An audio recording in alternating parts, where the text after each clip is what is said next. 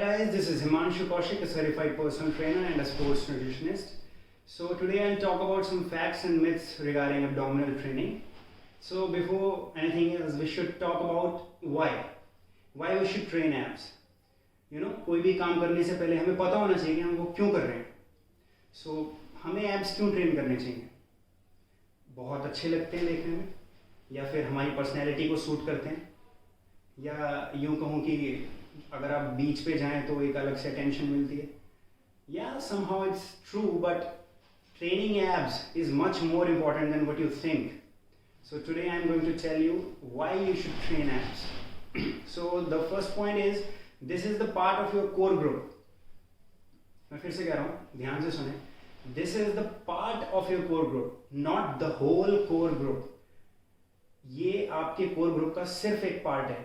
लोगों को लगता है कि this is core, this is abdominal group, not core. अब कई लोगों से पूछो आपने क्या ट्रेन किया है, जो कहते हैं हमने core training की है. So I'll tell you today what core is all about. First of all, what is the meaning of core? Core means कोई किसी भी चीज़ को core कब कहेंगे, जब कोई उस चीज़ का crucial या बहुत important part होता है, उसको हम core कहते हैं.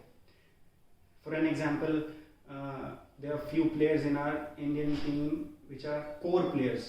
मतलब उनके बिना टीम थोड़ी अधूरी सी लगती है. तो ऐसे ही इसको part of the core group कहा गया है. कोर का मतलब हमारी बॉडी में कोर हम इसलिए यूज कर रहे हैं, बहुत एसेंशियल पार्ट है, जस्ट बिकॉज क्योंकि जो भी कोर का पार्ट हैं, जितनी भी चीज़ें मैं अभी आपको बताने जा रहा हूँ जो कोर का पार्ट हैं, वो हमारी बॉडी में स्टेबिलिटी प्रदान करते हैं, बेसिकली स्टेबलाइज करते हैं हमारी बॉडी को. So the core consists of few muscle and muscle groups both.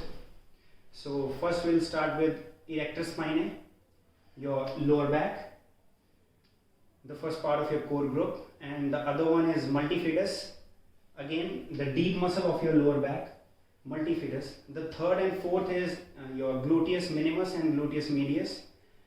Gluteus minimus और medius को core में क्यों involve किया गया है? क्योंकि ये हमारी बॉडी में पेल्विक स्टेबलाइजेशन का काम करते हैं.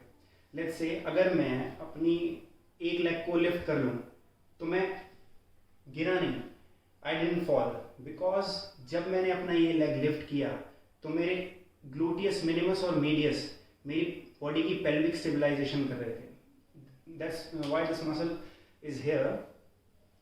सो gluteus medius and minimus daily life में काम आती हैं. हम ध्यान नहीं देते, जब हम चलते हैं, जब हम एक लेग लिफ्ट करते हैं और सारा वजन एक लेग पे होता है, तो gluteus minimus medius of working leg, जो पैर आपका ज़मीन पे है, उसकी ग्लूटियस मीडियस मिनिमस काम कर रहे होते हैं. ऐसे ही जब दूसरा पैर आप ज़मीन पे रखते हैं तो उसके काम कर रहे होते हैं.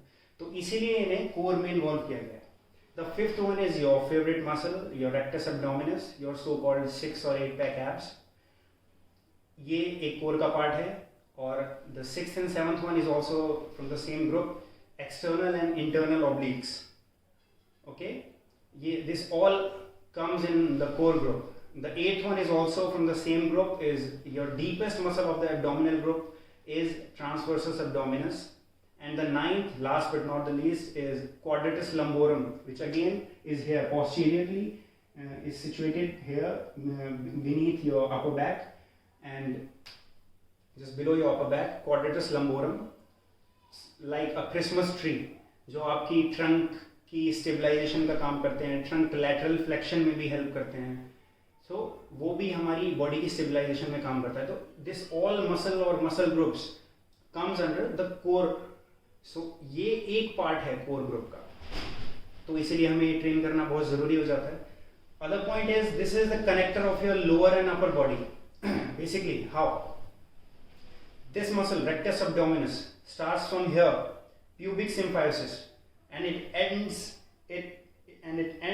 on here, xiphoid process.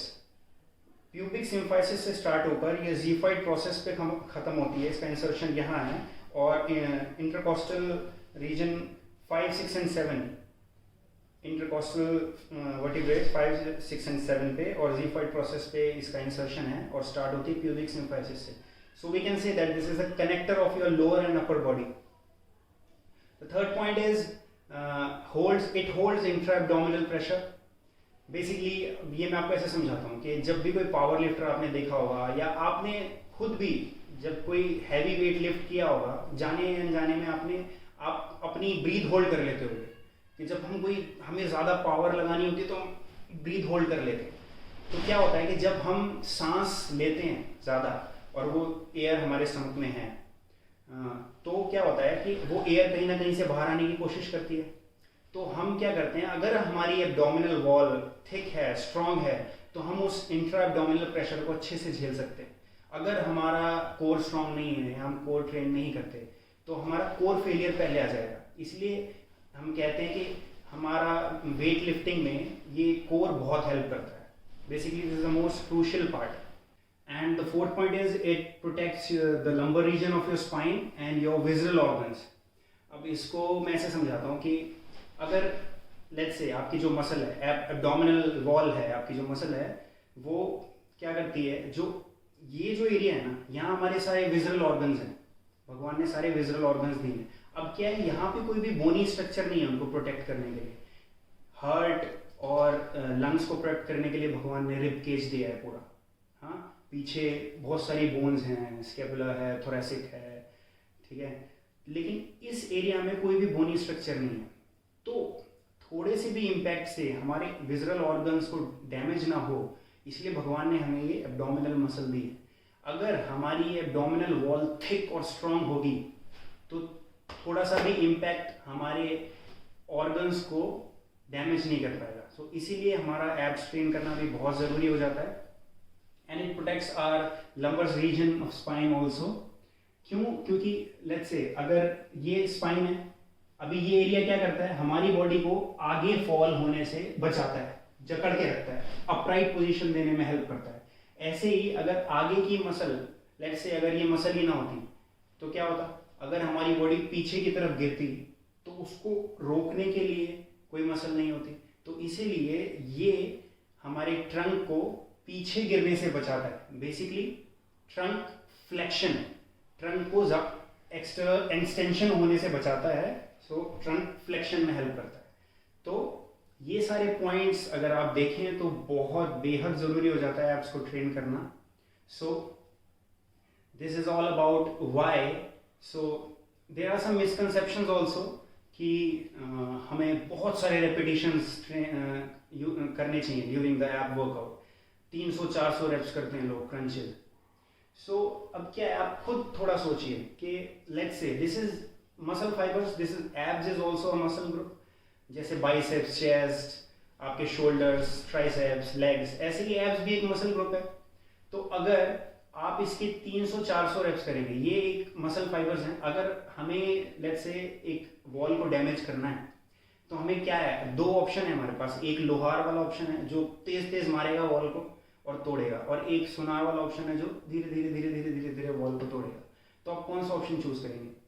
Obviously अगर आपको वॉल को ब्रेक करना है, अगर आपका टारगेट वॉल को तोड़ना है, तो आप लोहार वाला ऑप्शन चूज करेंगे। तो ऐसे ही हमारी ये मसल फाइबर्स की वॉल है। अगर हमें इसको डैमेज करना है, डैमेज इन द सेंस ये एक्सरसाइज करके हम अपनी मसल फाइबर्स को डैमेज ही करते हैं, ताकि आफ्टर टेकिंग प्रॉपर न्यूट्रिशन और रेस्ट वो फिर बॉडी सुपर कंपनसेट करती है और उसको और स्ट्रॉन्ग करके वापस लेके आती है। तो अगर हमें उसको डैमेज करना है तो हमें 300-400 रेपिटेशंस करने चाहिए या फिर low repetition and high intensity workout करना चाहिए? ऑब्वियसली हाई इंटेंसिटी वर्कआउट करना चाहिए। तो मैं आपको ये सजेस्ट करूंगा कि एब्स में भी आपको बिलो 10 रेपिटेशंस परफॉर्म करने चाहिए, मिनिमम ऑफ 6 एंड एटलीस्ट 10। और एक्सेप्ट द बिगिनर्स, अगर कोई बहुत ही नए लोग हैं, बिल्कुल पहला दूसरा दिन है उनका सीखने का, तो उनको आप 15 to 20 रेपिटेशंस तक ले जा सकते हैं। Otherwise 10 reps is more than enough. So the other one is कि हमें डेली एब्स ट्रेन करने चाहिए, हमें हर दूसरे दिन एब्स ट्रेन करने चाहिए। ऐसा बिल्कुल भी नहीं है।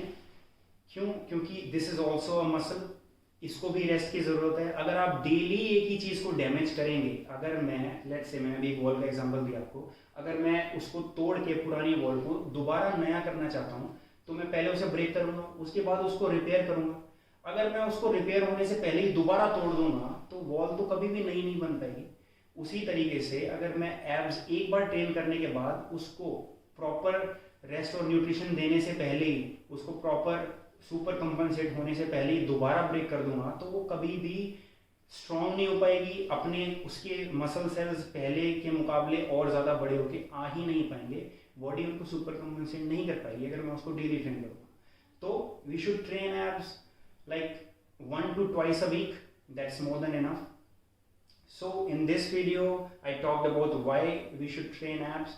So in my next video, some facts and myths about abdominal training part 2, I'll tell you how to train abs. And trust me guys, you won't believe कि more than 80% of people, they think they are training abdominals but they are not training their abdominals. Basically that's the truth. So I'll tell you in part 2 how to train abs. Till then, good night.